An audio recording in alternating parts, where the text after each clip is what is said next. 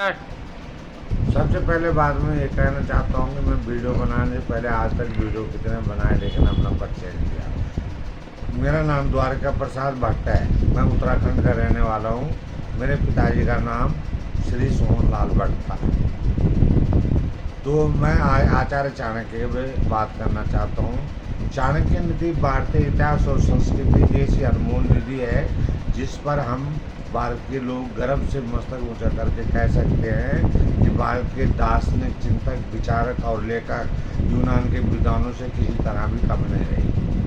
तो चाणक्य आचार्य चाणक्य आजकल की अधिकतर राजनीतिक या सत्ता के भूखे हैं। अगर आचार्य चाणक्य नहीं होते तो चंद्रगुप्त मौर्य का नाम इतिहास के पन्नों में नहीं होता। राज सत्ता प्राप्त करने पर भी उन्हें सत्ता का मोह नहीं हुआ और अधिकतर राजनीतिज्ञ जो हैं आजकल सत्ता के लोभी हैं। आचार्य चाणक्य के एक बात आती है तो जो ये बात आई थी अखबार आज से नहीं, मैं कम से कम कोई 40 सालों से पढ़ रहा हूँ। अखबार में आया था कि आजकल के 95% राजनीतिक उचक्के और चोर हैं। आज के 95% राजनीतिक उचक्के और चोर हैं। आज कुल मिलाकर आचार्य चाणक्य के नाम पे एक तरह से दागी हैं।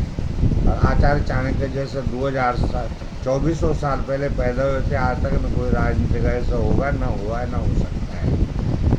उनकी एक बात याद आती है, उस बात को देखकर आंख नम हो गई थी।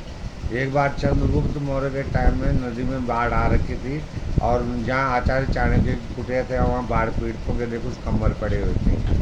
अब चोरों को पता लगा, चोरों को पता लगी कि वहाँ कंबल पड़े हुए हैं, चलो कंबल चुराते। वो गए तो उन्होंने देखा आचार्य चाणक्य अपनी कुटिया में सो रहे थे और एक ही कंबल को ऊपर नीचे फटा पुराना कंबल उसको सिर छोड़ के ऊपर नीचे बिछा के ओढ़ के सो रखे थे।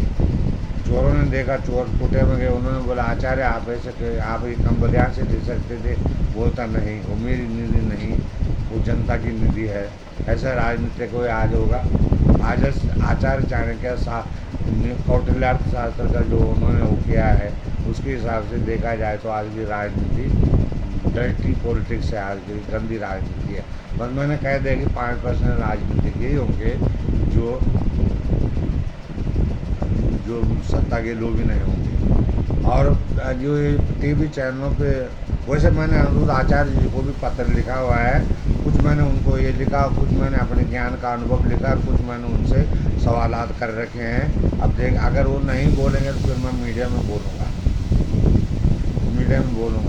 आजकल के जितने भी कथावाचक हैं, सबसे पहले बड़ी बात मैंने मन पे बात की। मैंने बोला मन वास्तव में क्या होता है। वैसे बोलते हैं कि हिंदुस्तान की आबादी 140 करोड़ है। तो उसमें हिंदू भी होंगे, ईसाई भी होंगे, सिख भी होंगे, लेकिन कितने वो हैं जो सनातन है, वो कितना सनातनी वो कितने होंगे? करोड़ बताते बोल रहे थे मोबाइल पे, करोड़ सनातनी हैं, करोड़ सनातनी। तो ये जो ग्रंथ है चाणक्य नीति, तो मेरे पिताजी ने उन्होंने इसका अध्ययन किया हुआ था और अक्सर बोला करते थे कि चाणक्य नीति दर्पण में ये लिखा है। लेकिन जब मैंने उसको पढ़ा, चाणक्य नीति के 17 अध्याय है।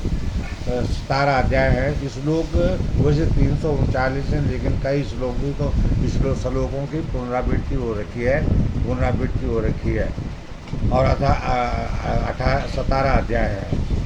जो इन 17 अध्यायों को पढ़ देता हूँ काफ़ी कुछ समझ लेता है, लेकिन उसको फॉलो करने में होता है।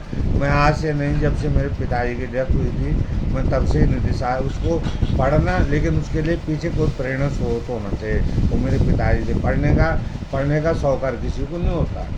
पढ़ना, अध्ययन करना तो सभी, प्रकृति की अपेक्षा अध्ययन से बहुत से लोग महान बने। अध्ययन करना तो सभी जानते हैं, लेकिन क्या अध्ययन करना कोई जानता है। वीडियो में अब मैं सोच रहा हूँ तीसरे दिन वीडियो बनाओ और मेरा वीडियो जितना मैं खुल के बात करूँ, जिस दिन वीडियो वायरल हो जाए तब बात बन जाएगी। मैं ये कहता हूँ आपने क्या करना होता है, लाइक सब्सक्राइब थोड़ा एक क्लिक ही करना होता है।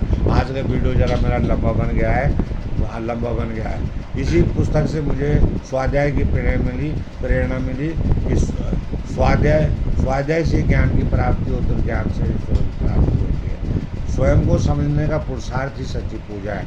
ऐसे कई सवालात मैंने अनिरुद्ध आचार्य के लिए लेटर में लिखे हैं। अगर वो मेरे सवालों का जवाब दें फ़ोन नंबर पर मैं बात करूँगा, नहीं तो पर मैं फिर मीडिया में बोलूँगा। आचार्य चाणक्य ऐसे क्रांति दृष्टा विचारक और प्रबुद्ध राजनीतिज्ञ थे जो इतिहास को एक नया मोड़ देने की क्षमता रखते थे। चलो आज के लिए इतना ही काफ़ी है। आपसे मेरी रिक्वेस्ट है कि प्लीज़ सब्सक्राइब और लाइक कर दीजिएगा।